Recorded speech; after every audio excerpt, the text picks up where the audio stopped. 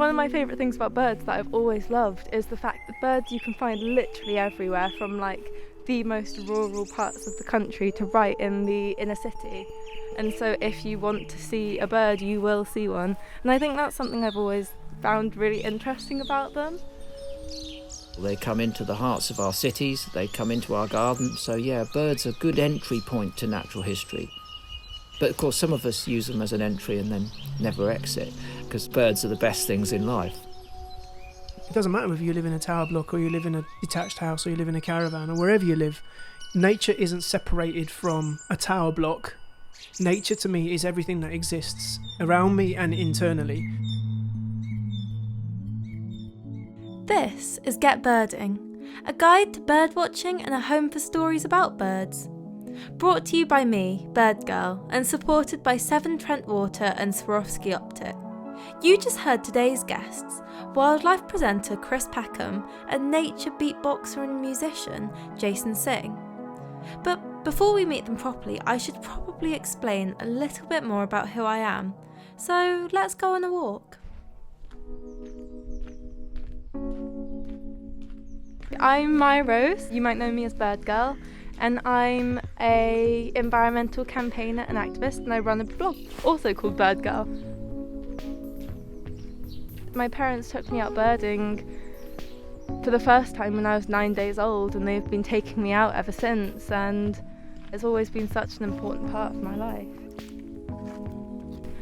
I do a lot of campaigning to do with equality and accessibility, which originally started because my mum's half Bangladeshi, and when I got to age like 11 or 12, I just sort of noticed that there was no one that looked like me or my mum or my sister out and about in nature. And as someone who'd had that opportunity growing up, who'd had such like an amazing childhood, it felt really sad to me that other kids weren't getting that opportunity. But I think the final straw to me in terms of like not seeing anyone that looked like me was the fact that when I was 13, I was organising a nature camp because I wanted to hang out with other kids that were into nature. There wasn't one in the UK. And the final straw was when the only people that signed up to this camp except me were like white teenage boys. And I was so tired of it by this point. And I was like, right, I'm going to go out and get people. I'm going to bring them on this camp. I'm going to make them come and make them have a good time. And that is exactly what I did. And one of the big things about the camps was actually I was thinking about these issues for quite a long time, and I really started to pick up that no one else was talking about them and no one else seemed to really notice that there was an issue. And that really spurred me on in terms of really starting those conversations and making people think about these issues.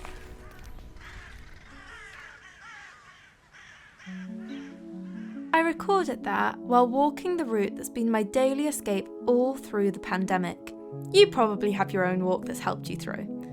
And I've been seeing a curiosity and an excitement about nature that I don't think I've ever seen in my lifetime before. And I've also been getting asked a lot of questions about birds. So I thought I'd start up this podcast to bring together stories from people just starting out and from some of the best birdwatchers in the field to help you get birding. And who's better to start us off than Chris Packham? He's best known for presenting the BBC Spring Watch, Autumn Watch and Winter Watch. He's Vice President of the bird charity, the RSPB, and as the nation locked down against coronavirus last year, he and his stepdaughter, Megan McCubbin, decided to create a whole new community, the Self-Isolating Bird Club. It's been a massive inspiration to me and thousands of others all over the country. And so I asked Chris if he'd join me in a digital bubble from his back garden in the New Forest to tell me about why he set it up. Well, I think back at the beginning of the year, none of us really knew what was coming. When we got to February and the beginning of March, there was a lot of fear, a lot of stress and confusion about corona at that time. And my mother always used to say, you've got to find good in the bad. And it was pretty clear that we were heading for a bad time. So my thought immediately was, we've got to find something good about this. And that meant both personally and professionally, I suppose. And I found more simple, commonplace, everyday things on my doorstep that I basically hadn't seen in those 15 years, and I enjoyed them more than ever. And it was on the first few days of sort of going out into the garden, listening to the peace and quiet, and I started to do a little bit of a Facebook Live on woodland flowers which were growing in the garden. It's a wildlife garden, and it expanded from there. People responded to these things which they too had just beyond their doorsteps, and by that stage they were encountering them when they were taking their daily exercise, and it expanded into a community of people who wanted to share those positive experiences that they were getting in life at that time, because there was so much negative going on. But I think what they found was when they turned off their social media, when they turned off their televisions, and they went out into their gardens, if they were lucky enough to have one, or if they went out on those walks, they were encountering things that they'd seen before but never looked at before. They were encountering things that they'd heard before but never listened to before. And there is a distinct difference between those things. You can hear things but not listen to them. They're background noise. But all of a sudden, a lot of background noise disappeared. All those anthropogenic noises, the traffic, the air travel. And they could hear those, birds singing, particularly in our cities, because things were quieter. And people connected with them, and they've continued to do so. I think it's really heartening in some ways. I think you sort of touched on one of my favourite things about the Bird Club when you were talking then, and it's just the community of people that you've managed to build up, where it's so strong and it's so positive. And I remember looking over the Facebook page a few days ago, and there was this post of a woman who had a relatively barren backyard. It was sort of a path and stones, and she'd put up some bird feeders and nothing was coming in, and so she turned to the Bird Club for advice, and there were literally a torrent of thousands of comments of people trying to help, to the point where Facebook had to shut off the comments. And I just thought that really summarised how much it's helping with people who are alone, and I thought that was just so positive. It has been that, and that was our mission, really. We were fortunate to be in that, little utopia. Not that we weren't, challenged by COVID, of course. We were constantly worrying about, my father, Megan's grandparents, of course. I was separated from Charlotte, my partner, for the whole of that lockdown. So we were in the same boat, but our boat was sailing through some, pretty pleasant environment, and I wanted to share that with people. So did Meg's, and they responded and then started to share theirs. And I think what the key to self-isolating Bird Club and to all of those sorts of engagement is that it was never about rarity, it was never about exclusivity, it wasn't about stuff that we could see but you couldn't. It was all about stuff that we could all see, hear, smell and listen to. It's the very simple magic of nature. And people do want to share what they know. It's a sharing community when it comes to natural history, and that's one of the most heartening things about it. Are there any birds in your garden that are sort of your favourites? Like, I know personally, I feel very lucky because we have a family of marsh tits that frequents our feeders in our garden, which I always get excited even though we see them a few times a week. And do you have any equivalents of those in your own garden? At the moment, what's given me the greatest joy, it might surprise you, is that on the sort of area of grass, which will soon be wildflowers, I might add, come the spring, we get a large number of wood pigeons. And I've seen up to 130 to 140 wood pigeons on that patch of grass. And they all sort of bumble about. I rather like wood pigeons, if I'm honest with you. I like their song. I find it really lovely.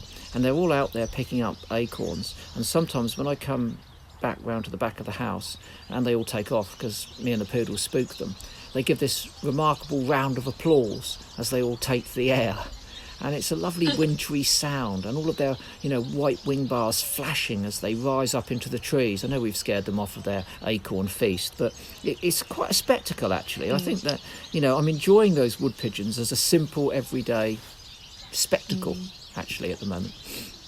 Yeah, and I think that sort of helps to sum up one of my favourite things about birds, really, which is they're not really like mammals or plants or insects, in that they're pretty much everywhere. Like, wherever you look, there might not be grand numbers of them, but there's always going to be a bird or two in every park, in every corner. And I think that's brilliant, and I think it's such a fantastic way to get people interested, because it's not difficult, you just have to start looking. I think you're right. I mean, in the UK, we don't have a great mammal. Well, no, that's not fair. I was about to say we don't have a great mammal fauna. We do. We have some of the most beautiful mammals on the planet. Red fox being one, my favourite mammal on Earth. But when it comes to birds, you're absolutely right. The sky's the limit almost, and we get a much greater diversity of a much broader range of sort of bird families, which is interesting. And of course, we have all of those migrants that come and go as well, which spice things up. So birds are a good entry point to natural history, there's no doubt about that. And many of them are accessible. They come into the hearts of our cities, they come into our gardens. If you train them, they'll feed a few centimetres away from your window, and you can really get to grips with them and enjoy them. So yeah, birds are good entry, there's no question about that. But of course, some of us use them as an entry and then never exit, because birds are the best things in life. I mean, fur's okay, but feathers a lot better. So, if you're feeling inspired to get birding, then on the 29th, 30th or 31st of January, there is the perfect thing to do to get to know your local birds, the RSPB's Big Garden Birdwatch. They get everyone to watch their garden, their local green space, for an hour and to just write down the birds that they see. And I think the best thing about the Big Garden Birdwatch is if you don't know your birds super well, if you're still getting into it, you're just getting started, it's a brilliant way of really getting to know all the birds that live in your garden when they're out and about. And I think especially at the moment where we are all spending so much time in our gardens if we have them, it's really nice to get to know the nature that lives there too. So if you are thinking about taking part in the Big Garden Birdwatch this year, the RSPB has great free resources online where they have pictures and labels of all the birds that you're likely to see in your garden, which makes the task so much easier. I know Chris Packham does it every year, so I asked him for his top tips on how to do it. The trick is quite simple. For me, it's hot chocolate and some vegan cake. I love the Big Garden Birdwatch. I like citizen science. I like engaging people, with all levels of ability on the same project where they can share their enthusiasm, their observations, and it's meaningful. And we know that over the years it's been running, that this citizen science project, which is enormously big, has generated real data. It's measured real changes in the distribution and population trends and habits of our commoner birds, and it's down to all the people that take an hour out of a weekend a year to look out of their lounge or kitchen window and count birds. And another thing that's worth saying is that people always, I suppose, and I've just been guilty of it, we want to think that it would be better if we see more birds, but in fact negative data is as important as positive data. We've got to remember that. So if you do the birdwatch and you only see one blue tit, you might be mildly disappointed, but that data is important. The fact that you've only got one, we need to know about. So it's not all about big totals and flash species like willow tits. It's about a lack of birds as much as an abundance of birds. So do partake in it. And I think that the most important thing that we can all do at this time is encourage more people to engage. Because what we know is that if they engage with nature, if they develop an affinity for it and that grows to a love for it, then when it comes to the crunch and people like you and I are going to be out there asking them to help us look after it in a time of desperate need, there's a far greater chance that they will. Do you think, we know for certain that more people are going out into nature than before, but do you think that the types of people coming out are diversifying, that we're seeing more people from the cities, more people from our minority ethnic communities? Well, I certainly hope that that's the case.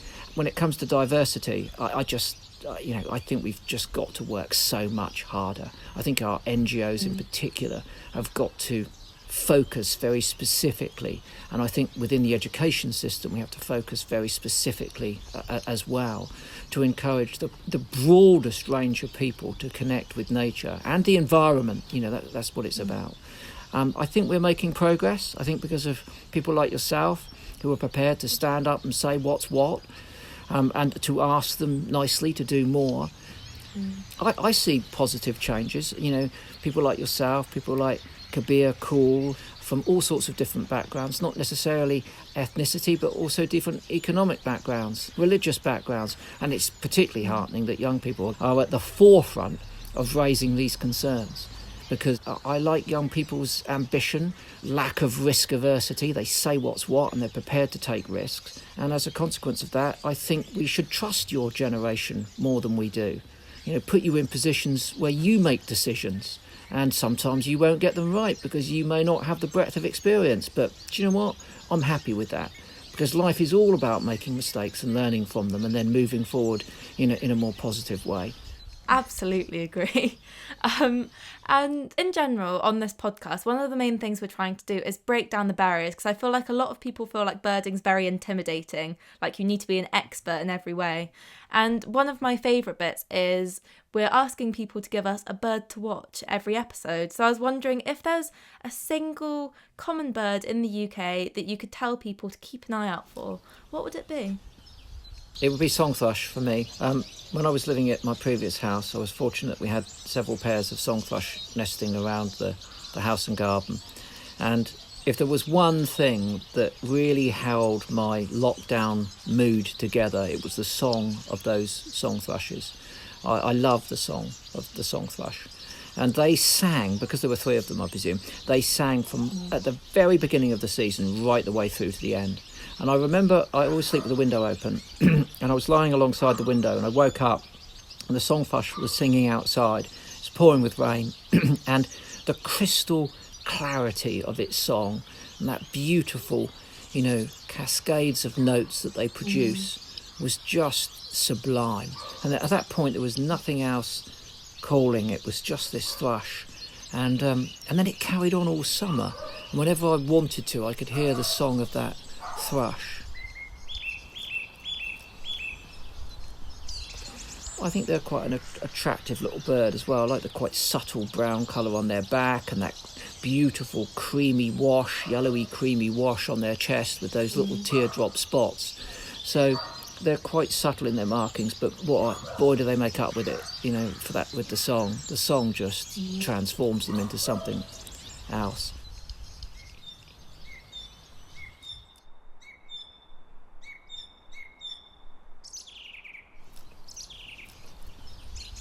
I've seen them in the garden here.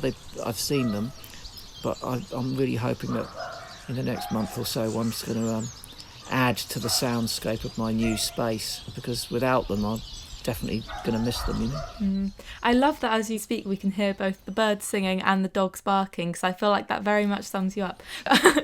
There's masses of goldfinches out there. We can hear those.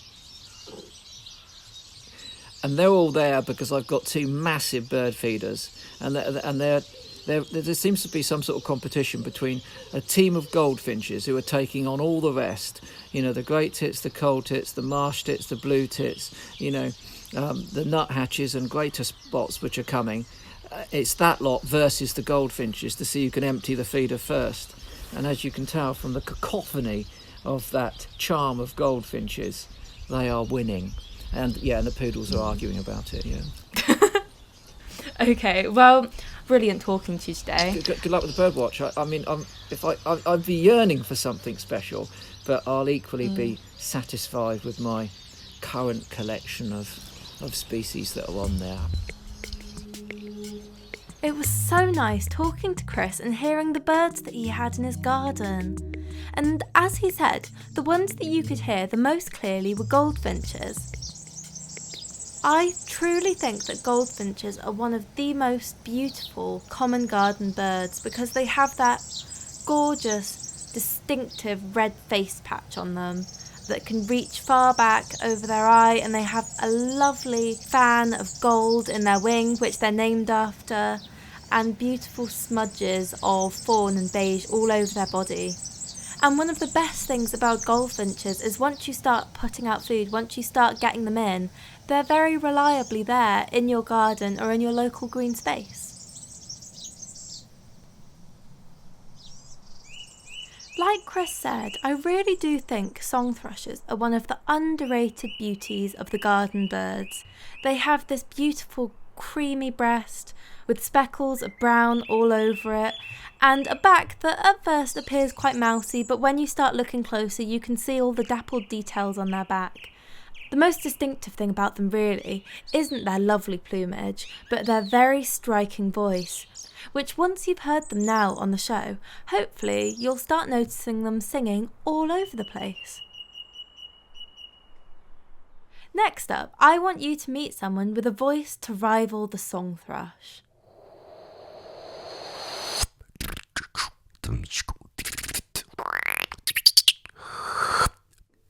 My name is Jason Singh, and I am a composer, nature beatboxer and sound artist.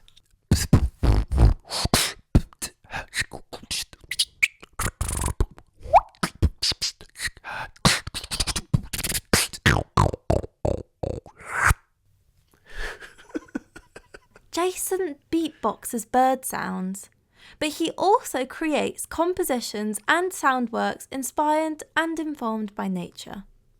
And I asked him to explain how he made the track that you're about to hear from Tweet Music called Afternoon. That was a commission that was for the National Trust, and they asked me to choose a National Trust site to create something that would be inspired by that site.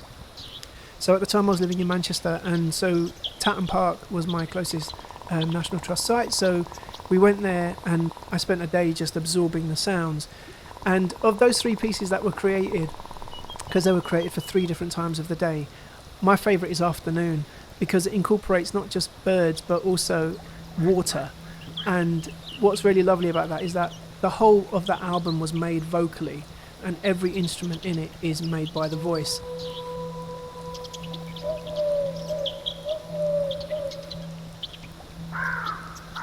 Sometimes when people hear it, they go, "What, are you even doing the sounds of the streams?" So it makes me sort of go, yeah man, I was able to accomplish that, so I'm quite proud of that piece of work. Having just moved recently to Devon, we have a country park just up the road there, and I run there most days.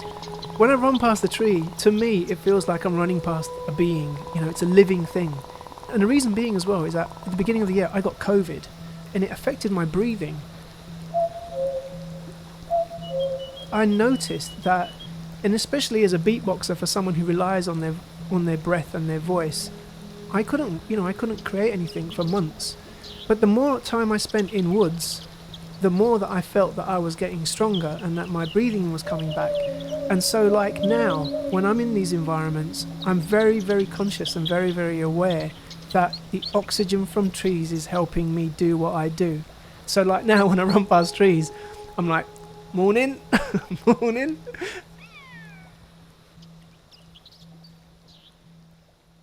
I first came across you and I just didn't know very many creative projects that were using birds and nature in that way, and I thought it was brilliant. And I was wondering how that actually started and how you got into doing all of that. I was born and raised in East London, in Tower Hamlets, and where we lived in sort of a series of tower blocks, but which was surrounded by fields, and we also had like community farms, and we sort of grew up around this sort of almost like a 50-50 urban environment, but also surrounded by a lot of wildlife and greenery. And so I've always been in tune to rhythms of things, not necessarily just birds, but anything that kind of, creates a rhythm or generates a sound. So I just got more and more inspired by the natural sounds that I was hearing. So I'd hear blackbirds, for instance, and that was a very common bird around where we lived. I'd kind of just be inspired by those rhythms and melodies of a blackbird and try to just play things in a really fun way, not in a kind of, musical or, wow, I'm, discovered this thing, but just trying stuff out and just playing things. So I was always inspired by that. Could you give me a few examples of these birds that you were mimicking? Yeah. I have to make sure that I'm all oiled up and so that I can do this. So some of the birds, things like sort of sparrows, where you've got like,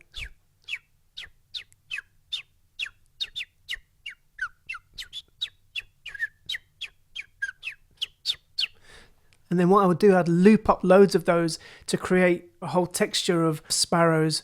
There was also the things I was doing with sort of when I was doing stuff for the proms around blackbirds. So you'd get sounds like,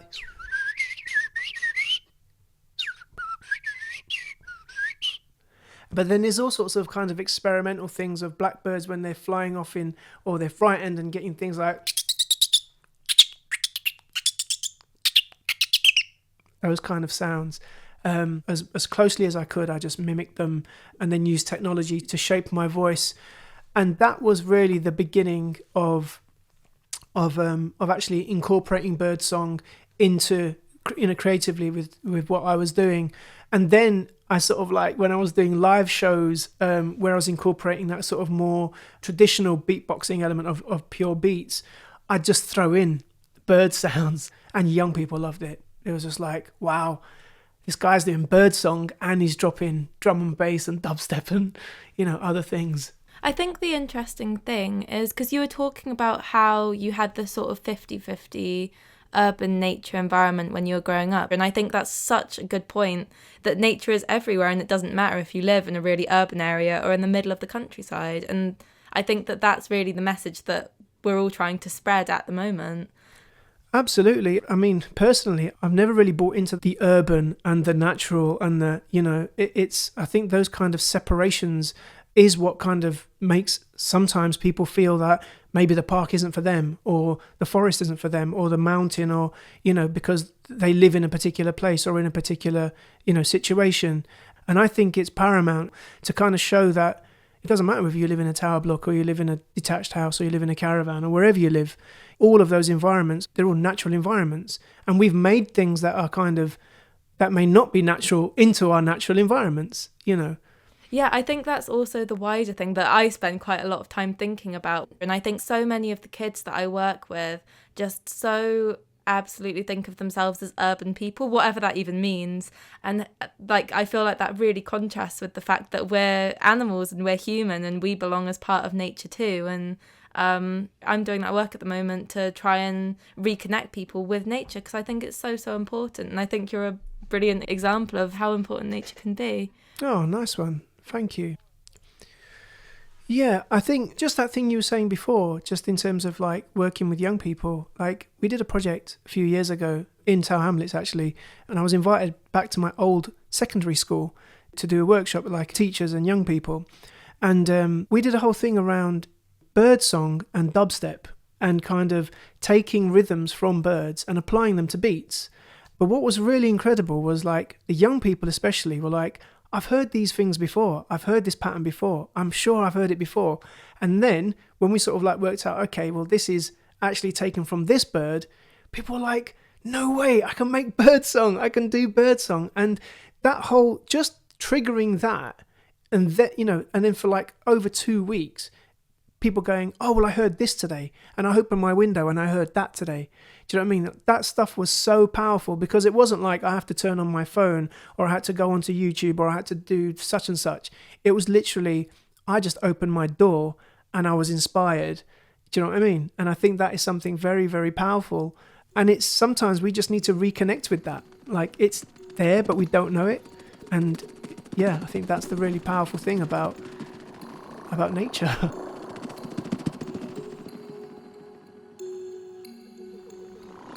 We're going to leave you with another piece by Jason Singh, this one from a project called Mystery Bird. Jason's going to be back in each episode of this series to introduce us to more people who are using birdsong creatively in their work. So we'll both be back in 2 weeks with more stories and tips, and the first of my reports on what I've been seeing in my local patch. Please subscribe to the podcast and give us a review. We'd love to see your photos, videos, and to hear about the birds that you've been seeing. We're on Twitter, Instagram, and Facebook at GetBirdingPod, and you'll find me on social media at BirdGirlUK. I'm Mya-Rose Craig, also known as Birdgirl, and this is a Peanut and Crumb production with Severn Trent Water and Swarovski Optic. Thank you for listening.